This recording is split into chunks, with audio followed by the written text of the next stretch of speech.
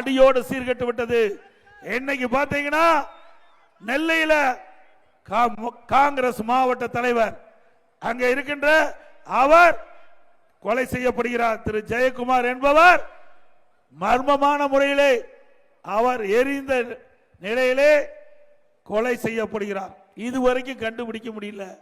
திமுக கூட்டணியில் அங்க வைக்கின்ற காங்கிரஸ் ஒரு மாவட்ட தலைவர் அவர் கொலை செய்யப்படுகிறார். இன்னும் குற்றவாளியை கண்டுபிடிக்க முடியல.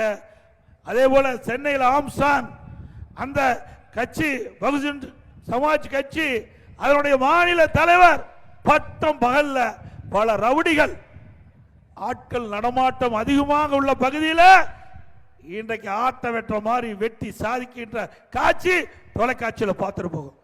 இப்படி குற்றவாளிகள் காவல்துறை கண்டு அச்சப்படுகின்ற நிலை மாறிவிட்டது. குற்றவாளிகள் சுதந்திரமாக இன்றைக்கு மனித உயிர்களை வெட்டி சாய்க்கின்ற நிகழ்வுகள் இந்த ஆட்சியிலே பார்க்கப்படுகிறது. இப்படிப்பட்ட ஆட்சி தேவையா?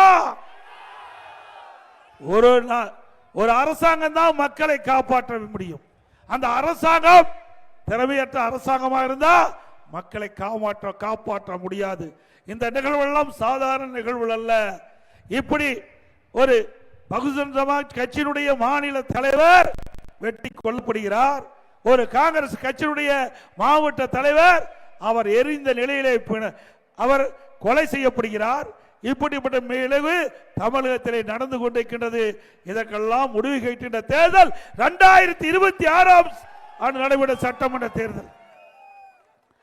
அதே போல எங்க பார்த்தாலும் போதைப் பொருள் விற்பனை விற்கிறது இல்லைங்க. கஞ்சா விற்கிறதா இல்லைங்களா?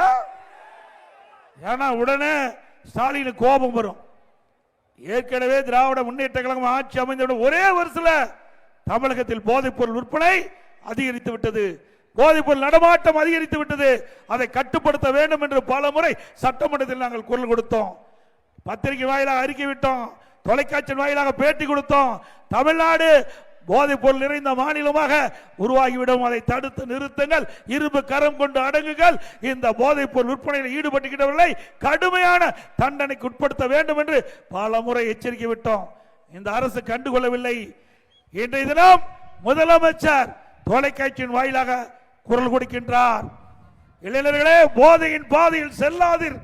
எப்போ அந்த இளைஞர் மாணவர் பொதுமக்கள் போதைக்கு அடிமையாகி சீரழிந்த பிறகு முதலமைச்சர் இந்த தொலைக்காட்சியில் கோரிக்கை வைக்கிறார். நாங்கள் ஏற்கனவே சொன்ன மாதிரி நாங்கள் அப்பொழுதே எச்சரிக்கை கொடுத்தோம். இந்த அரசாங்கத்திற்கு போதைப் பொருள் நடமாட்டம் அதிகரித்து விட்டது.